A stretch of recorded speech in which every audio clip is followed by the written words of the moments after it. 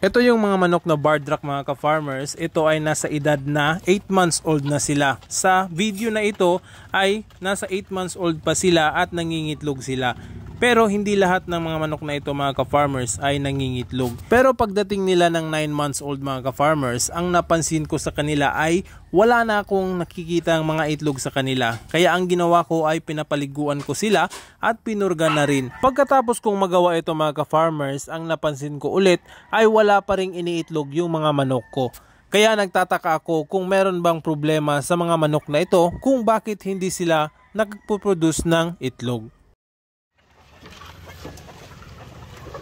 So ito mga ka-farmers, yung mga manok natin dito na Barred Rock. Ito yung mga Barred Rock natin na inahin mga ka-farmers. Nagtataka ako kung bakit hindi sila nangingitlog o walang itlog na makukuha natin, o kung meron man isang itlog lang sa isang araw. Pero titingnan nyo yung mga inahin natin dito, nasa 7 piraso itong inahin.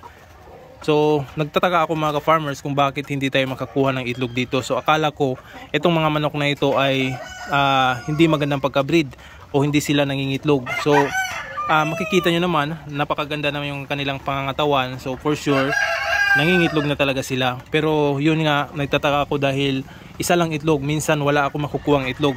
So yun pala mga ka-farmers, kaninang umaga, ngayong umaga pa lang ko nadiskubre kung bakit walang itlog. So ito yung dahilan. So yan.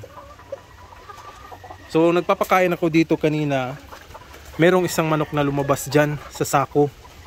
So ito ding isa, nagtataka ako dahil naglilimlim na siya. At naglilimlim na siya, bakit walang mga itlog? So dyan pala mga ka-farmers, yan, hindi nyo man isipin dyan na dyan mangingitlog yung mga manok. So titingnan natin, dyan lumabas yung isang manok. Nandito pala yung mga itlog. So yan o. So napakabigat itong sako na ito. So napupuno ito ng mga itlog, mga hindi naman napupuno. So nandito yung mga itlog. So tingnan nyo. Yun. So kukunin lang natin ito. So ito mga ka-farmers, kukunin lang natin itong mga itlog na ito. Yan oh. Kaya pala wala tayong makikita mga itlog sa pugaran. Dahil nandito pala. Yan oh.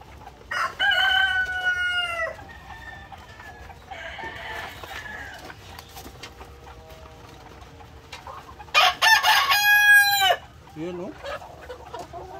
So yung iba nito nabasag na. Kasi nangangamoy mabaho na yung ibang itlog. Dahil nga masikip dito. Yan oh, basang-basa yung itlog.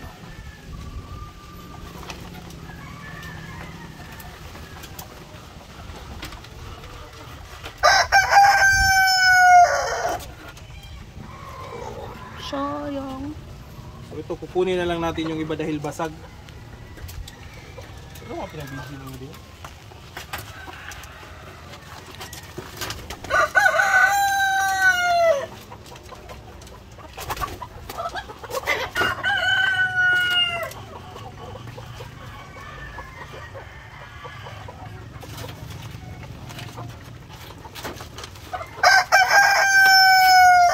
Papalitan na lang natin ito ng ibang sako dahil nangangamoy na.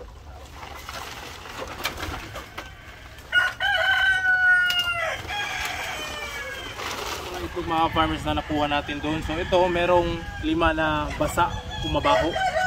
So itong hindi mabasa, meron tayong 2, 4, 6, 8, 10, 12, 14, 16, 18, 20, 22, 24. So meron tayong 24 plus 5. Meron tayong 29 na itlog na nakuha at hindi pa kasali yung ilan yung nabasag. So ito, titingnan natin, ikakandol natin ito kung magagamit pa ba natin. Kapag wala na, kung sira na ito, pwede natin itong lagain at ipakain din sa mga manok o pwede natin itapon na lang. Dahil nakukontaminate na ito sa mabahong amoy ng nabasag na itlog. So at least itong mga Barred Rock natin ay confirm talaga na nangingitlog. So yun ang akala ko noon na hindi talaga nangingitog, pero ito na yung ebidensya. Alright.